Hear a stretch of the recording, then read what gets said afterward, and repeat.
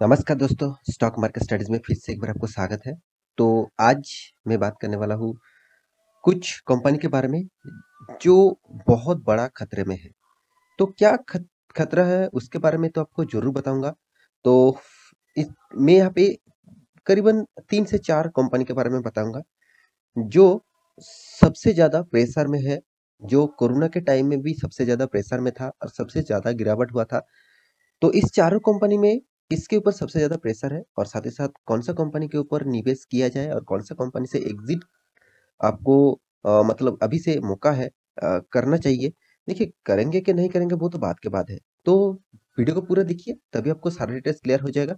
मैं क्यों इस डेटा को आपके सामने शेयर कर रहा हूँ, आप खुद ही पता चलेगा। तो वीडियो को लास्ट तक देखना और अभी तक आपने इस चैनल को सब्सक्राइब नहीं किया तो ज़रूर सब्सक्राइब कर लेना क्योंकि आपको daily basis stock market information and update चाहिए तो इस चैनल में बने रहिए। तो चलो फटाफट देख लेते हैं आज के स्टॉक के बारे में। तो देखिए, सबसे पहले स्टॉक के बारे में जानने से पहले मैं कुछ डेटा आपको दिखाना चाहता हूँ, जिसका कारण ही जो नेक्स्ट मैं टॉपिक के ऊपर बात करूँगा, वो इस कारण से ही जुड़े हुए हैं। तो देखिए, कौन-सा कारण है? देखिए, आप सभी जानते हैं, आप 6 मंथ पहले चले जाएँगे, तो एक एक चीज़ मैं आपको दिखा देता हूँ। तो यहाँ पे आप देख सकते हैं, यहाँ पे जो मैं डिटेल्स आपको दिखाने वाला हूँ, वो है क्रूड ऑयल का प्राइस। तो ऑयल प्राइस इस डॉट कॉम इस साइट से भी आप जाकर देख सकते हैं। तो यहाँ पे देख सकते हैं, ब्रांड क्रूड जो सबसे ज़्यादा मतलब डिमांडेबल है, मतलब ब्रांड क्रूड का मतलब है जो कच्चे तेल। तो कच्चे तेल को रिफाइनरी करके ज़्यादातर जितने सारे तेल मतलब तेल है, मतलब जितने सारे ऑयल है, उसको रिफाइनरी किया जाता है।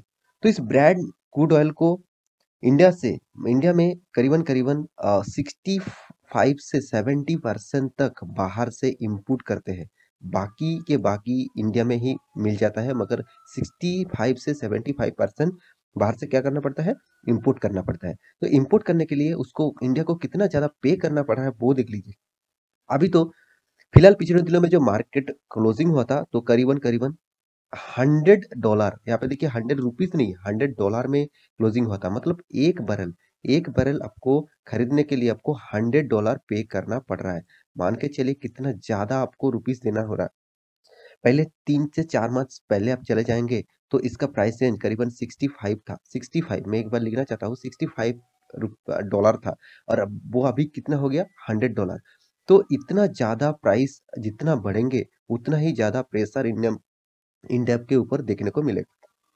क्योंकि देखिए, अगर ऑयल के ब्रांड क्रूड ऑयल का प्राइस बढ़ जाता है, तो इंडिया में जब इम्पोर्ट करेगा, तो ज़्यादा पैसे देकर इम्पोर्ट करना पड़ेगा। तो इम्पोर्ट जब इंडिया में आएगा, उसके बाद रिफाइनरी करके जब बेचेंगे, तब उसका टैक्सेस जोड़ के कितना ज़्यादा हो गया मतलब हो जाएगा, आप खुद ही देख लीजिए। अभी देखिए आप पेट्रोल डीज़ल का प्राइस कितना है? आप एक बार तो कितना पेट्रोल डीजल का प्राइस हो गया अभी देखिए अभी जब जब 60 टू 65 डॉलर पर बैरल में चलता था तब हमारा इंडिया में 110 105 रुपया अलग अलग जगह पे अलग अलग प्राइसिंग है। मैं चलो मान लेता हूँ 100 रुपया के ऊपर आपको पेट्रोल खरीदने के लिए प्राइस देना पड़ रहा था। अभी मान लीजिए अगर $100 हो चुके हैं तो प्राइस कितना इंक्रीज करेगा, कितना बढ़ेगा। तो इसका प्रेशर कहाँ पे रहेगा? ऑब्वियसली किसके ऊपर पड़ेगा?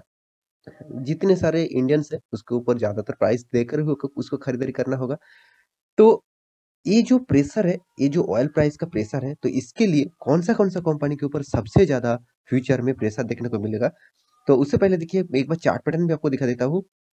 यहाँ पे मैं मार्किंग कर देता हूँ, यहाँ पे देखिए 65 रुपीज़ पर बैरल में था और वो भी देखिए यहाँ पे क्रूड ऑयल की बात नहीं कर रहा हूँ, यहाँ पे मैं एक यहाँ पे देखिए क्रूड ऑयल डब्ल्यूटीआई फ्यूचर मतलब डब्ल्यूटीआई भी एक प्रोडक्ट है, आप खुद यहाँ पे भी देख सकते हैं, यहाँ पे देख सकते हैं। हाँ, चलो देख लीजिए वो डब्ल्यूटीआई डब्ल्यूटीआई भी एक कच्ची तेल भी है, तो यहाँ पे देखिए नेचुरल गैस के भी प्राइस कितना बढ़ चुके हैं। तो सारे के सारे चीज़ को प्राइस एक-एक करके बढ़ रहा है, तो आप खुद ही देख लीजिए चार्ट पैटर्न में कितना प्राइस यहाँ पे हाइक हुआ है, तो आप खुद ही देख लीजिए यहाँ पे 65 था और ये जो डेट था, ये डेट मैं आपको नीचे दिखा रहा हूँ देख लीजिए यहाँ पे 20 कौन-सा दिसंबर मंथ में 28/11/2021 मतलब मंथ में आप इसका प्राइस था 65 डॉलर था और अभी वो $100 तक क्रॉस कर चुके हैं। तो इसका मतलब क्या है? इतना प्राइस बढ़ने से सबसे ज़्यादा प्रेशर कौन-सा कंपनी के ऊपर देखने को मिलेगा? जितने सारे एयरलाइन्स कंपनी है। क्योंकि देखिए पहले तो वो सारे कंपनी पिटे हुए थे। दूसरी बात प्राइस ऑयल का प्राइस बढ़ जाएगा तो सबसे ज़्यादा अ, प्राइस बढ़ेगा किसके ऊपर? जो एयरलाइन्स कंपनी है उसका टिकट का प्राइस बढ़ जाएगा। देखिए टिकट का प्राइस प्राइस अगर बढ़ जाते हैं, तो जितने सारे लोग फ्लाइट में जर्नी करते थे, वो ज़्यादातर यहाँ पे कम करेंगे, साथ ही साथ ट्रेन में ज़्यादा जर्नी करेंगे। तो यहाँ पे प्राइस का जो ग्रोथ देखने को मिला था, वो सबसे ज़्यादा प्रेशर में था। आप खुद ही देख लीजिए इंडिया में जितने सारे एयरलाइंस कंपनी है, उनमें से देखिए कुछ कंपनी स्टॉक मार्केट में लिस्टिंग है, आप खुद ही देख सकते हैं। यहाँ पे देखिए इंटर ग्लोबल एविएशन मतलब इंडिगो के बारे में बात कर रहा हूँ। ये भी एक कंपनी है। स्पाइस जेट दूसरा कंपनी है। जेट एयरवेज तीसरा कंपनी है। ग्लोबल विक्टोरा ये भी एक कंपनी है। तो कुछ कंपनी है जो इंडिया में स्टॉक मार्केट में लिस्टेड है और भी बहुत सारे एयरलाइंस कंपनी है, मगर इस 4-5 कोई मतलब गिने-चुने कुछ कंपनीज़ हैं जो स्टॉक मार्केट में लिस्टिंग है। तो इनमें से सारे के सारे कंपनी के ऊपर प्रेशर देखने को मिलेगा।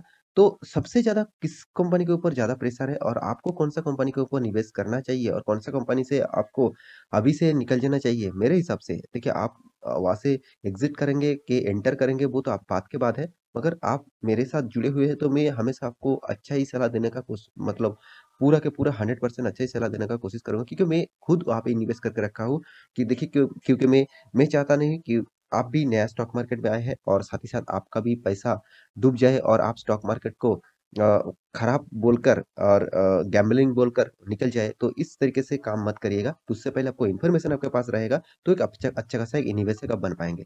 तो सबसे पहले बात कर लेता हूँ इंडिगो के बारे में। देखिए इंडिगो जो एक ऐसा कंपनी है जो मैं यही कहूँगा, जितने सारे एयरलाइन्स कंपनी है, फिलहाल के लिए देखा जाए तो इंडिगो सबसे ज़्यादा पॉज़िटिव में है। क्योंकि इंडिगो का परफ़ॉर्मेंस अच्छा खासा देखने को मिलता है, क्योंकि छोटा-मोटा कंपनी भी नहीं है। 72,000 करोड़ का मार्केट कैपिटलाइज़ेशन इसके पास है। और इंडिगो के जो चार्ट पैटर्न में आपको एक बार आपको दिखा दूँ, तो 5 दिन में आप देखेंगे, 5 दिन में करीबन 8% तक गिरावट देखने को मिला। कितना देखिए, सडन डाउन। तो किस तरीके से डाउन हो रहा है स्टॉक में आप देख सकते हैं। भारी-भरकम किस तरीके से डाउन हो रहा है।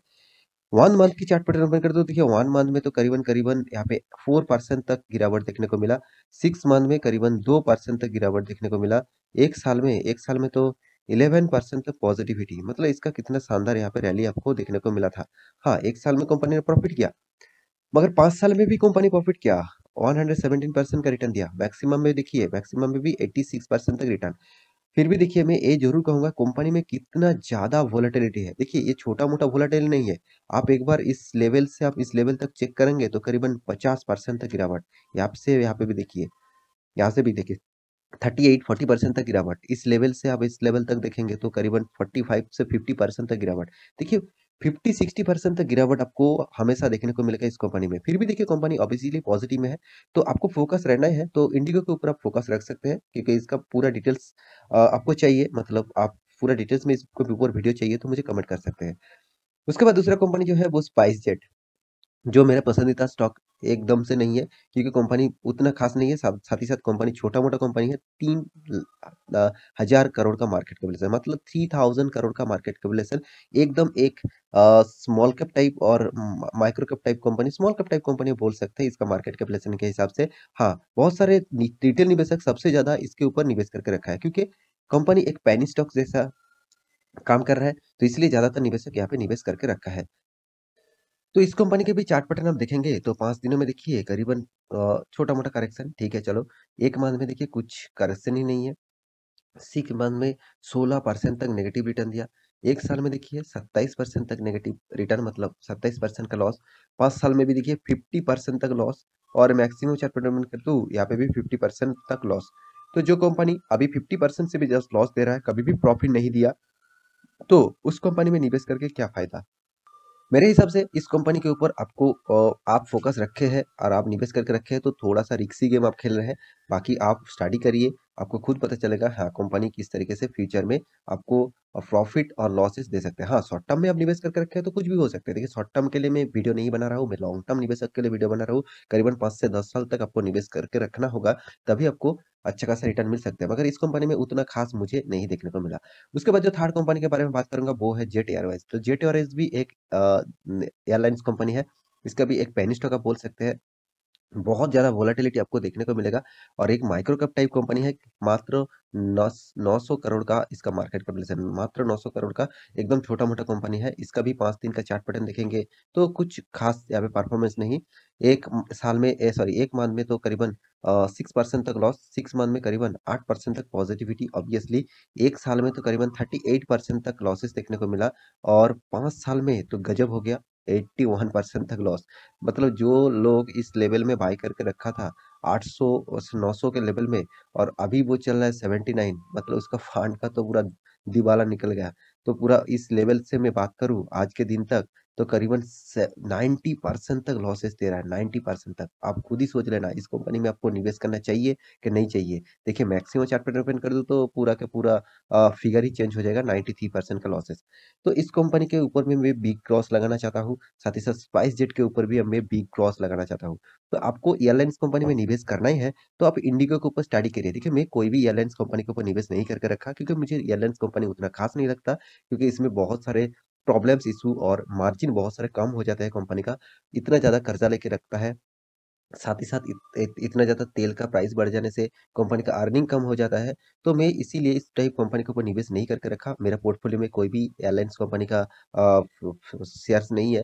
लेकिन देखिए आप इस टाइप कंपनी में निवेश करना चाहते हैं तो आप इंडिगो के ऊपर स्टडी कर सकते हैं। देखिए मैं कोई रिकमेंडेशन नहीं कर रहा हूँ, आप स्टडी करेंगे तो खुद आपको पता चलेगा बाकी सारे के सारे कंपनी से इस कंपनी कितना बेस्ट है। तो आशा करता हूँ सारी जानकारी आपको मिल चुका है। तो मेरा वीडियो अच्छा लगे तो लाइक करना, दोस्तों के साथ शेयर करना और इस चैनल को सब्सक्राइब भी करना।